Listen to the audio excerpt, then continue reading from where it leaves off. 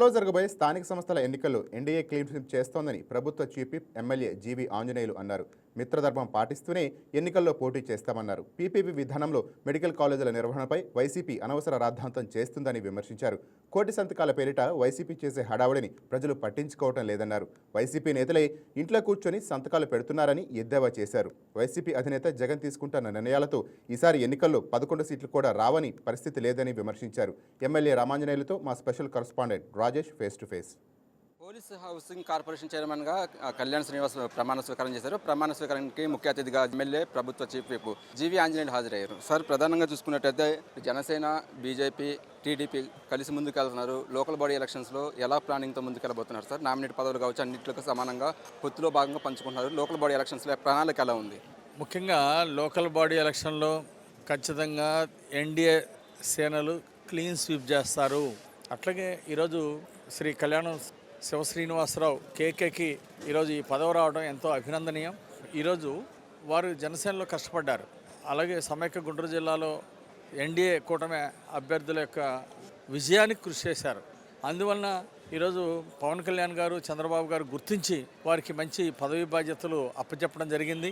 Andhra Pradesh state police housing corporation చైర్మన్గా వారికి పదవి బాధ్యతలు ఇవ్వడం ఎంతో ఆనందం. ఈరోజు ప్రమాణ స్వీకారం చేసిన సందర్భంగా వారికి హృదయపూర్వక అభినందనలు తెలియజేస్తున్నాం. వారికి అప్పచెప్పినటువంటి ఈ బాధ్యతని ఈ చైర్మన్గా ఎంతో మంచి పేరు తెచ్చుకుంటారని, విశిష్టమైన సేవలు అందిస్తారని ఆశాభావం వ్యక్తం చేస్తున్నారు. సార్, అంటే ప్రధానంగా చూసుకున్నట్టయితే మెడికల్ కాలేజీని ప్రైవేటీకరణ చేస్తున్నారంటూ కూడా కోటి సంతకాలు చేస్తాము, గవర్నర్ కలుస్తామంటూ కూడా వైసీపీ వెళ్తుంది. ఎలా చూడొచ్చు అంటారు దీన్ని?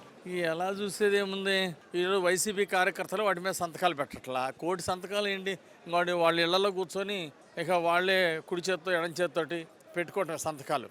ఈరోజు కోటి సంతకాలకి స్పందన కరువైంది. అంటే జగన్మోహన్ రెడ్డి వైఫల్యం ఇక్కడే కనపడుతుంది.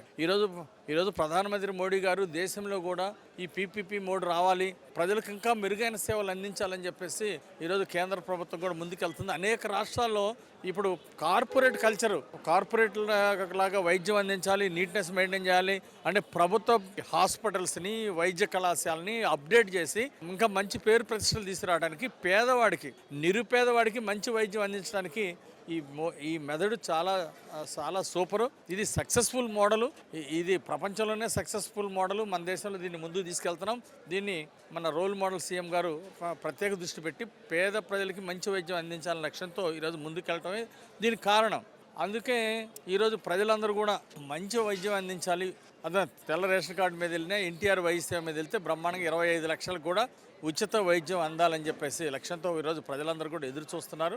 అందువలన దీనికి ప్రజల్లో ఆదరణ పెరిగింది. తొందరగా కాలేజీలు పూర్తయి తొందరగా విద్యార్థులకి మెడికల్ సీట్లు రావడం, అట్లాగే ప్రజలకి ఆ హాస్పిటల్స్లో, కాలేజీ హాస్పిటల్లో మంచి వైద్యం అందించాలని చెప్పి ప్రజలు కోరుకుంటున్నారు. ఈరోజు ప్రజలకి తొందరగా అందించాలనే లక్ష్యంతో ఈరోజు ప్రభుత్వం ముందుకెళ్తుంది నారా చంద్రబాబు గారి నాయకత్వంలో. ఇది ప్రజలు అర్థం చేసుకున్నారు కాబట్టి కోటి సంతకాలకి సంతకం పెట్టడానికి ప్రజలు ముందుకు రావట్లా, వైసీపీ కార్యకర్తలు కూడా ముందుకు రావట్లా. వైసీపీ నాయకులే కరువయ్యారు సంతకాలు పెట్టడానికి. అందువలన ఇది పూర్తిగా ఫెయిల్యూర్ సబ్జెక్టు జగన్మోహన్ రెడ్డి తీసుకున్నది. అట్లాగే తప్పుడు విధానాలని ఎత్తుకుంటే అసత్య ప్రచారాలకి ఈరోజు ప్రజలు ఎప్పుడు కూడా మద్దతు ఉండదు. ఇలాంటి అసత్య ప్రచారాలు, దుర్మార్గాలు చేసే మంచి పనులకు అడ్డు వచ్చారు కాబట్టే ప్రజలు గుణపాఠం చెప్పారు. అరాచక పాలన మాకు వద్దని చెప్పేసి గతంలో ప్రజలు గుణపాఠం చెప్పారు.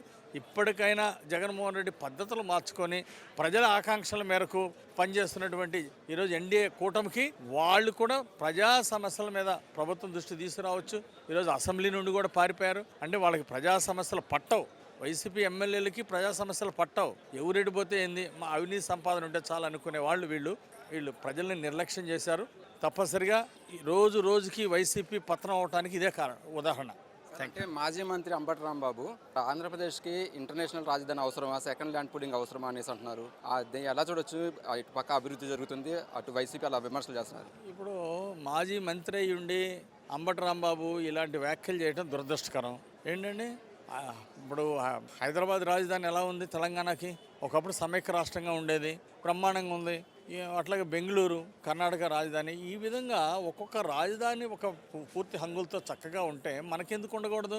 ప్రతి ఒక్క ఆంధ్ర వ్యక్తి, ప్రతి ఒక్క తెలుగోడు, ప్రతి ఒక్క ఆంధ్రప్రదేశ్ వ్యక్తి బ్రహ్మాండమైన రాజధాని కావాలని కోరుకుంటున్నారు. ఈరోజు ప్రజల ఆకాంక్షల మేరకే ఈరోజు నంబర్ 1 రాజధాని చేయడానికి ఇటు గుంటూరు, విజయవాడ మధ్య ఇది బాగా డెవలప్ అవడం, భవిష్యత్తులో ట్విన్ సిటీస్ లాగా హైదరాబాద్ సికింద్రాబాద్ లాగా ఈ గుంటూరు విజయవాడ నగరం ఈ రాజధాని వల్ల కలిసిపోతుంది. రాజధాని నంబర్ 1గా అభివృద్ధి చెందుతుంది. ప్రపంచంలోనే నంబర్ 1 రాజధానిగా ఒక గొప్ప ప్రణాళికతోటి ఇది ఒక ఇమేజ్ బిల్డప్ చేస్తుంది. ప్రజా రాజధాని ఈరోజు దేశంలోనే దేశంలో కాదు ప్రపంచంలోనే నంబర్ 1 రాజధాని అవుతుంది మన రాష్ట్రానికి. సో ఈరోజు ప్రజలు కోరుకున్న రాజధాని, ప్రతి రాష్ట్రానికి రాజధాని లేని రాష్ట్రం ఏమైనా ఉందా? రాజధాని అంటే దానికి ఏమేం కావాలో ఒక రాజధాని కొన్ని ప్రణాళికలు ఉంటాయి, కొన్ని రిక్వైర్మెంట్స్ ఉంటాయి. ఆ రిక్వైర్మెంట్స్ అన్ని కూడా ఫుల్ఫిల్ చేస్తూ ఉంది. Thank you sir.